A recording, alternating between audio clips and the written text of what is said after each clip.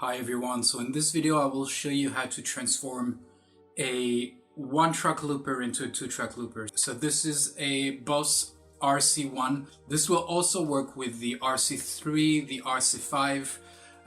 If you like the Ditto, this will work with the X2.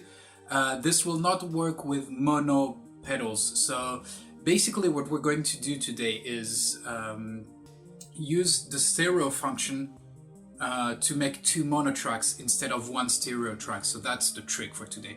So if you have a pedal that is only mono, for example the Ditto X1 or the Boss RC2, this will not work for the trick I am showing you today. Now what you will need for this, you will need, outside of the looper pedal, two instruments.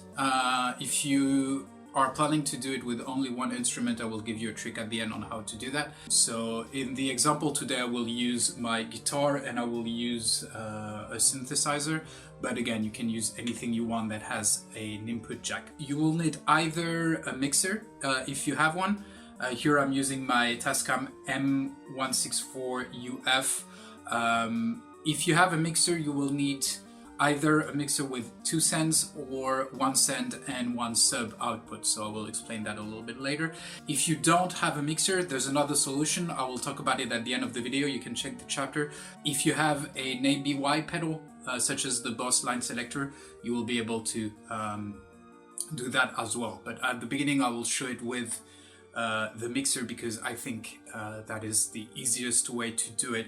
And you can buy mixers for pretty much the same price as you can ABY pedals, and I think those are generally more useful, so more versatile, I would say.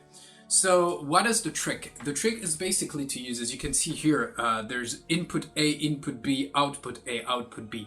So we want to use that in order to make basically two loops, two mono loops. So how do we do that? I'm going to switch my cameras to the top view right now. So I have here 4 cables, so let me first power up the pedal. Does it work? Oh no, it doesn't because I don't have my output. Okay, so input power, then what cables do I have?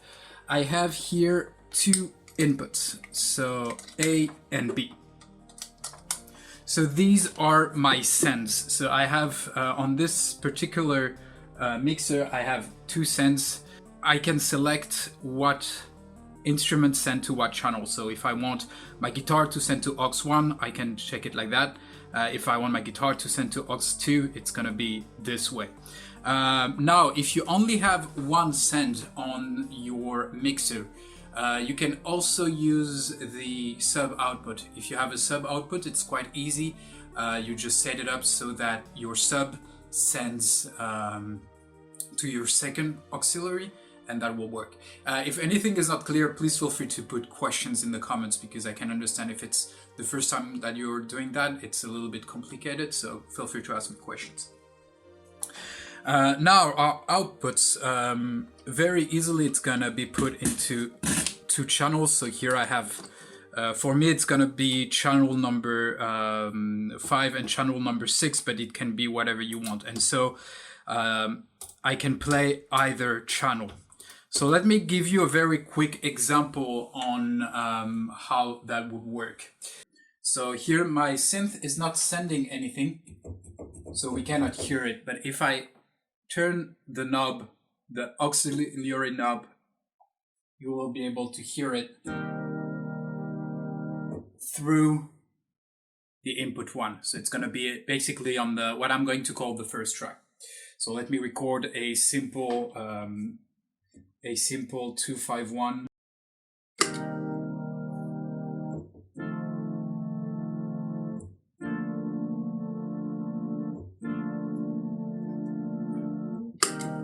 Okay, so now as you can see, this is my channel 1, this is my channel 2. Channel 2 is not playing, there's nothing on it. Channel 1 has that loop. So now what I can do is, let me stop the recording. Now what I can do is use the guitar, for example. I can use the synth as well. That's why having a mixer is really good, because you can I can put my synth to -infinity and send it to number 2 and then have it that way. Again, if you don't have a mixer, I'm going to talk about it later. Now let's put my guitar. So my guitar will send to channel 2 and I will just record some simple arpeggio on top of it. So let me press record, wait for it to loop.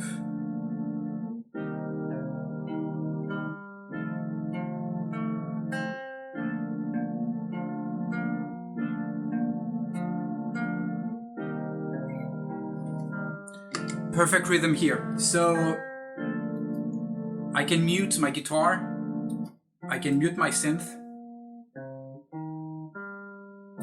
They're pretty much independent from each other. And that's how you get a 2-track looper. So basically being able to separate track 1 from track 2. Let me mute that. There's a lot of limitations that come with that way of doing things. The biggest limitation is that both of your loops are mono. Both of your loops can only be the same length, so you're not able to set any length you want. Now another issue is that if you press undo, you will only be able to undo the last thing you did. So in my example here, that would be the guitar. I will not be able to mute both of them at the same time. I can restart, delete everything, but that's it. So now comes the question, how would you do it if you didn't have a mixer? The easiest way to do it is have your inputs, so input A and input B having 2 different instruments. So of course the drawback compared to the mixer is that you won't be able to send, let's say if you have a guitar on A, your guitar will always be on track 1, you won't be able to record it on track 2. If you have a mixer with send A and B, you will be able to change it manually as I showed you. But that's a workaround, having 2 instruments, so let's say a guitar and a synth in A and B, and then in the output what you would need is, again, there's a lot of different ways to do it. You could have an amp with 2 inputs and then you can manually change the volume of both of them. That would work. I think the easiest way to do it would be to have an ABY switch. So for example, the Boss has that line selector, I think it's called. I'm going to put it on the screen. So that would be another way to being able to select between A and B. So that's the trick. I only have a RC-1 at the moment, but as you can imagine, let's say if you have a Boss RC-500, which is a 2-track looper, you can transform it in a 4-track looper by using the output, like the left and the right output. And if you have something more complicated like a Boss RC-505 Mark II, which has, I think, 6 outputs or something, you can do crazy things by rerouting everything. Again, I don't own those loopers, so I'm not going to talk about it here, but if you have experience doing that, please put that in the comment. I think it's always interesting to hear how people make the best use out of their gear. So yeah, if you have a stereo looper, that's definitely, I think, an interesting trick you can use.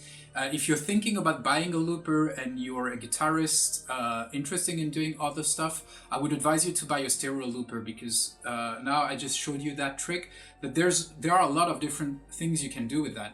One possible trick would be to have 2 signals of your guitar in here. You could have your dry signal and your wet signal, or you could have 2 different wet signals inside there, and you could mix them using your amp or a switch. So there are a lot of different uses you can have, and this is why, as a general rule of thumb, I would advise people to buy a stereo looper instead of a mono looper, because there are a lot of things you can do with them.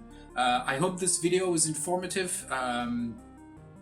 If you don't own a looper, your next pedal on the list should be one, especially if you're a guitarist, because those are really, really great practicing tools. And now we'll go back to practicing, because as you could heard on my recording, my timing is really not that great. So I'll get back to it. Again, if you have questions, please don't hesitate to put them in the comments. See you.